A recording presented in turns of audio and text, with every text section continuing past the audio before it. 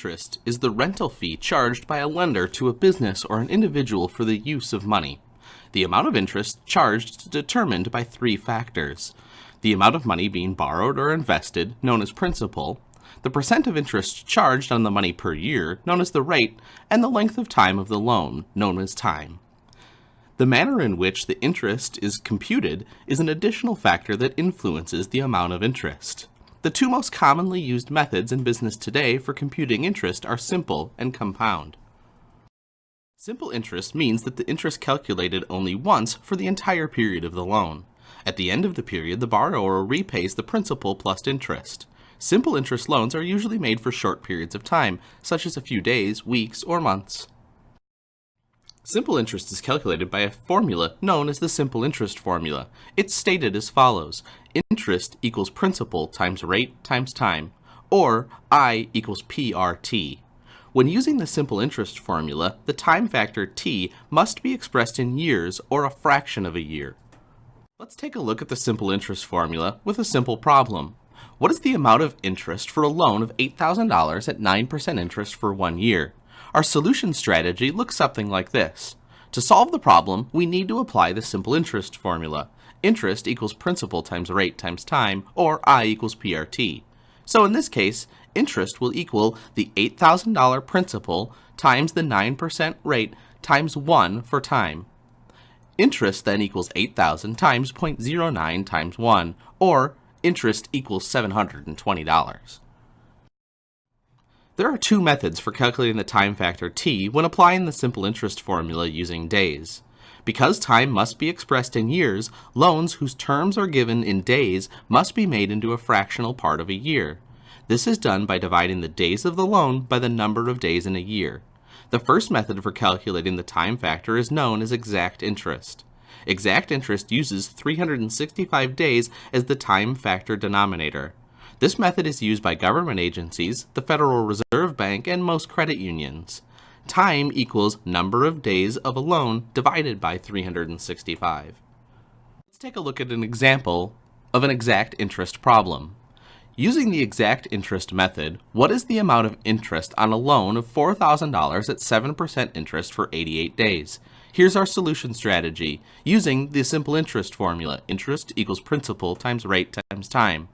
Our principal in this case is $4,000 times the 7% interest rate times 88 over 365. That's 88 over the 365. Interest then equals $67.506849, or $67.51. The second method for calculating the time factor is known as ordinary interest. Ordinary interest uses 360 days as the denominator in the time factor. This method dates back to the time before electronic calculators and computers. In the past, when calculating the time factor manually, a denominator of 360 was easier than using 365. Regardless of today's electronic sophistication, banks and most other lending institutions still use ordinary interest because it yields a somewhat higher amount of interest than does exact interest method. Over the years, ordinary interest has become known as the banker's rule. Time equals number of days of the loan divided by 360. Here's an ordinary interest example. Using the ordinary interest method, what is the amount of interest on a loan of $19,500 at 6% interest for 160 days? In our solution strategy, we're looking for ordinary interest. We'll use 360 days as the denominator of the time factor using the simple interest formula. Interest equals principal times rate times time. In this case, our $19,500 principal is multiplied by our 6% interest rate times 160 over 360 using ordinary interest method. Interest then equals $520. A calculator sequence is shown here to help you also use this solution strategy.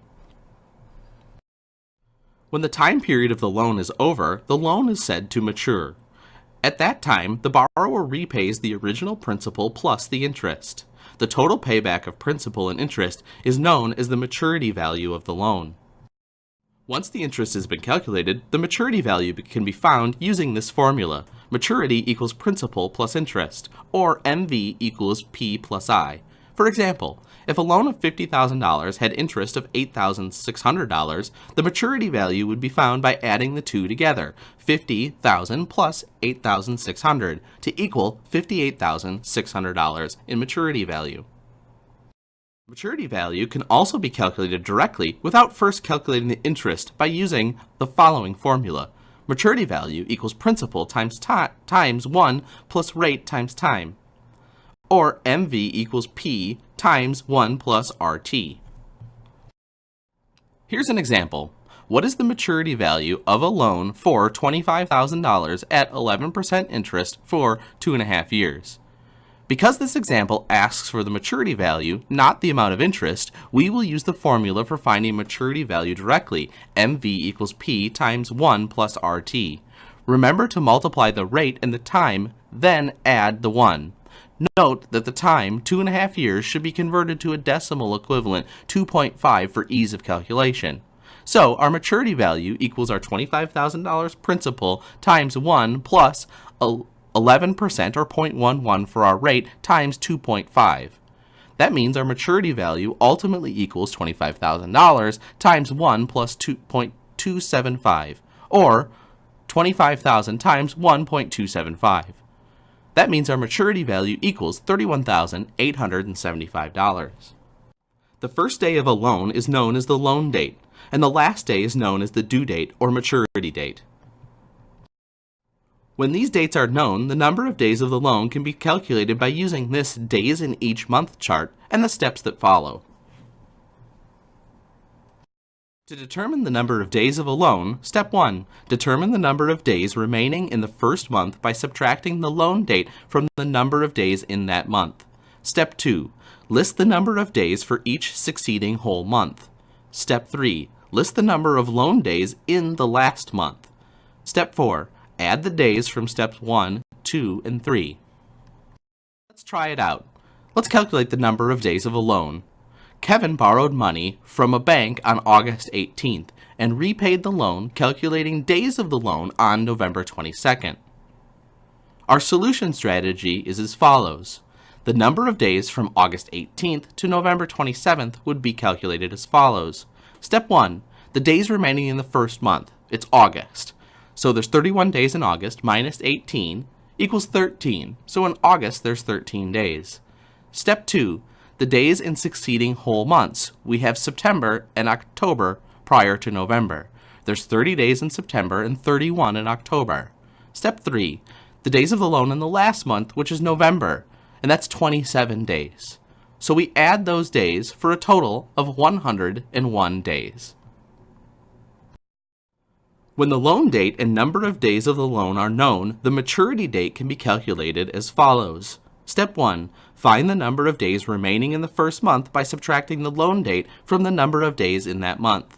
Step 2, subtract the days remaining in the first month, step 1, from the number of days of the loan. Step 3, continue subtracting days in each succeeding whole month until you reach a month when the difference less the total days in that month. At that point, the maturity date will be the day that corresponds to the difference. What is the maturity date of a loan taken on April 14th for 85 days? Here's our solution strategy using those steps. Step 1, days remaining in the first month. There's 30 days in April, minus 14th, which is the loan date of April 14th. So the days remaining in April are 16. Step 2, subtract the remaining days in the first month from the days of the loan. There's 85 days of the loan minus 16 days remaining in April for a difference of 69. Then step 3, we subtract succeeding whole months. The 69-day difference minus 31 days in May for a difference of 38. Then 38 minus 30 days in June for a difference of 8. We just used the simple interest formula, I equals PRT, to solve for interest. Frequently in business, however, the principal, rate, or time might be the unknown factor. An equation can be used to solve for any of the variables by isolating the variable to one side of the equation.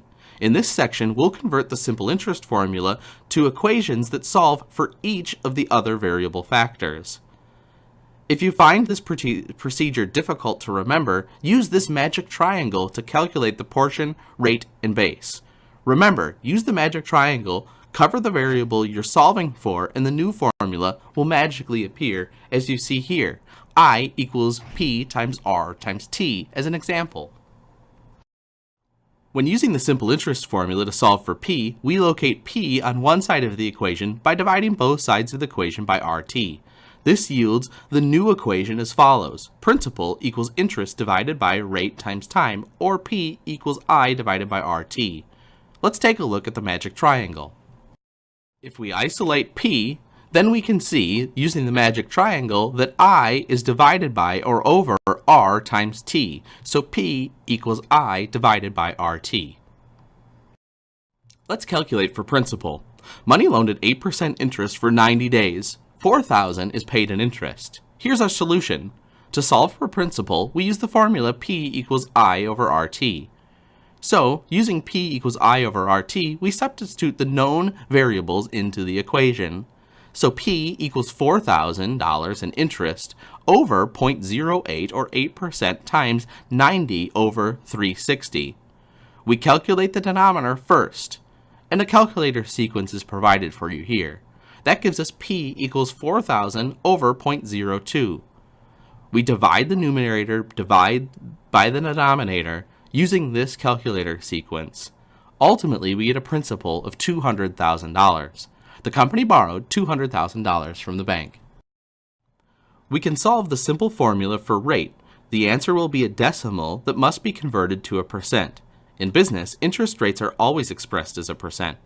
When the rate is unknown as a variable, we isolate R on one side of the equation by dividing both sides by PT. This yields the new equation as follows. Rate equals interest divided by principal times time, or R equals I divided by RT. We can use the magic triangle, isolating R in this case, to get I over P times T, or R equals I divided by PT. What is the rate on a $5,000 loan for 125 days if $166 of interest is paid? So we're going to solve for rate by dividing I over RT. So R, or rate, equals 166, the amount of interest paid, divided by 5,000, which is the total amount of the loan, times 125 over 360. That's our 125 days over 360 days using ordinary interest. So R equals 166 over 1.736.111111. R equals then 0.095616. Our rate is 9.56%, rounded to the nearest hundredth of a percent. When solving the simple interest formula for time, a whole number in the answer represents years and a decimal represents a portion of a year. The decimal should be converted to days by multiplying it by 360 for ordinary interest and 365 for exact. Lending institutions consider any part of a day to be a full day. For example, any fraction of a day is rounded up to the next higher day, even if it's less than 0.5. For example, an answer of 3 means 3 years. An answer of 3.22 means 3 years and 0.22 of the next year. Assuming ordinary interest, multiply the decimal portion of the answer 0.22 by 360. This gives 79.2, which represents the number of days. The total time of the loan would be 3 years and 80 days. Remember to always round up any fraction of a day. When using the simple interest formula to solve for time t, we isolate t on one side of the equation by dividing both sides of the equation by PR. This yields the equation you see here. Time equals interest divided by principal times rate, or t equals I divided by PR. We can use the magic triangle to isolate t, giving us I over, or divided by, P times R, or t equals I divided by PR. Let's take a look at an example of determining time period of a loan. What is the time period of a $7,600 loan at 11% interest if $290 of interest is paid? T equals I divided by PR. So in this case, T equals $290 of interest divided by the total amount of the loan, $7,600, times 0.11 or 11% interest. This gives us 290 over 836 using the calculator sequences that are provided for you on screen.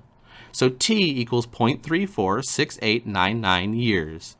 So T then equals 0.34688899 times 360, or 128 days, or 125 days. Frequently, businesses and individuals who have borrowed money for a specified length of time find that they want to save some interest by making one or more partial payments on the loan before the maturity date. The most commonly used method for this calculation is known as the U.S. rule. This rule states that when a partial payment is made on a loan, the payment is first used to pay off accumulated interest to date, and the balance is used to reduce principal.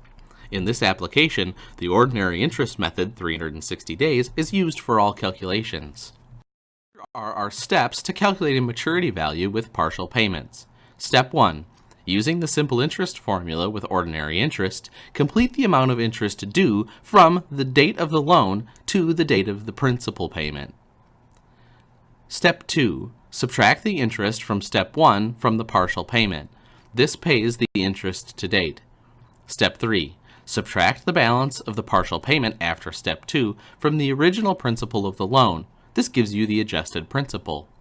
Step 4. If another partial payment is made, repeat Steps 1, 2, and 3 using the adjusted principal and the number of days since the last partial payment. Step 5. The maturity value is computed by adding the interest since the last partial payment to the adjusted principal. To help you visualize the details of a loan with partial payment, construct a timeline such as the one illustrated here. Technically, the document that states the details of a loan and is signed by the borrower is known as the promissory note. Promissory means it's a promise to pay the principal back to the lender on a certain date. Note means that the document is a negotiable instrument and can be transferred or sold to others involved in the origination of the loan. Much like a check, with proper endorsement by the payee, the note can be transferred to another person, company, or lending institution. Promissory notes are either non-interest-bearing or interest-bearing. When the note is non-interest-bearing, the maturity value equals the principal because there's no interest being charged. With interest-bearing notes, the maturity value equals the principal plus the interest. To this point, we've been dealing with simple interest notes in which interest was added to the principal to determine the maturity value. Another way of lending money is to deduct the interest from the principal at the beginning of the loan and give the borrower the difference. These are known as simple discount notes. When this method is used, the amount of interest charged is known as the bank discount. Because bank discount is the same as interest, we use the familiar formula I equals PRT. We substitute bank discount for interest, face value for principal, and discount rate for interest rate. Note, use ordinary interest, 360 days, for simple discount notes whose terms are stated in days. Bank discount equals face value times discount rate times time. The amount that the borrower receives is known as the proceeds. Proceeds of a note are calculated using the following formula. Proceeds equal face value minus bank discount. Let's calculate bank discount and proceeds. What's the bank discount and proceeds of a $7,000 note at 7% discount rate for 270 days? Here's our solution strategy using the bank discount formula, equaling face value times discount rate times time. Our face value of $7,000 times 0.07 or 7% interest times 270 over 360. So our bank discount equals $367.50. Our proceeds are then going to equal face value minus bank discount. In this case, face value of $7,000 minus $367.50 to give us total proceeds that the consumer would receive of $6,632.50.